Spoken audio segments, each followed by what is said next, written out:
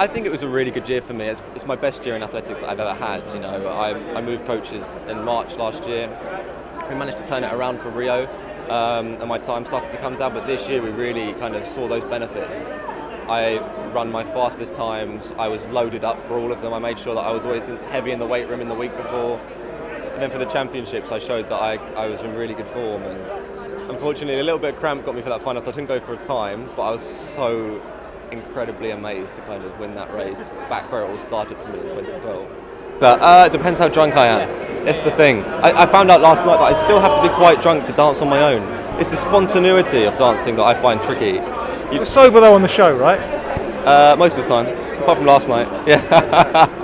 So look, I don't know, like we just, honestly, it's what we do back at home. Like Taekwondo is growing so much, and GB, especially the girl group, are just pushing up more and more. And Jay Jones started off with Olympic gold medals in London and Rio, and we've just built it more and more. And this year, like I made a bit of history in Taekwondo, and it's just nice for like the country to get behind it, in the world to get behind the sport, and for me to be here today in a non-Olympic year, for Taekwondo to be out there and myself is just phenomenal. I can't wait to go out there because everyone in there is going to be from Liverpool, and I just can't be No, I never saw the show. I got my friends saying you should do it, get people to see the real side of you, and I was like, all right, then I'll check it out. When I went there, I honestly thought that we're going to be sleeping in hotels, we're going to be looked after, but guess what?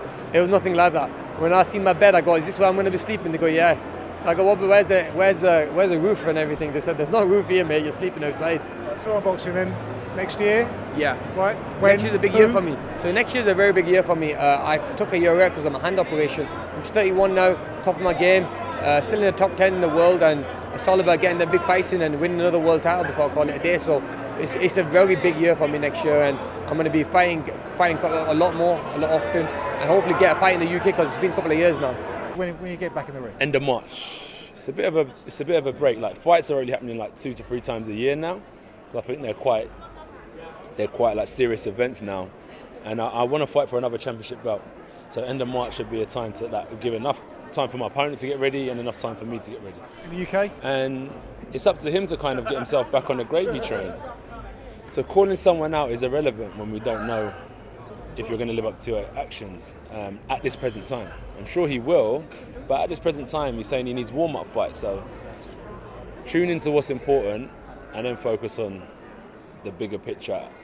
You know, that's your strategy. I think he's got, let's say he's got a 2-year plan.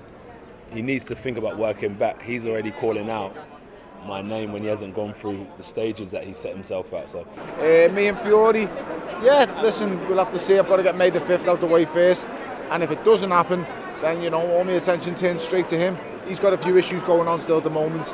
If the truth be known, I just want to see him back in a boxing ring.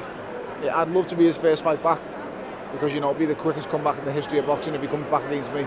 I can talk.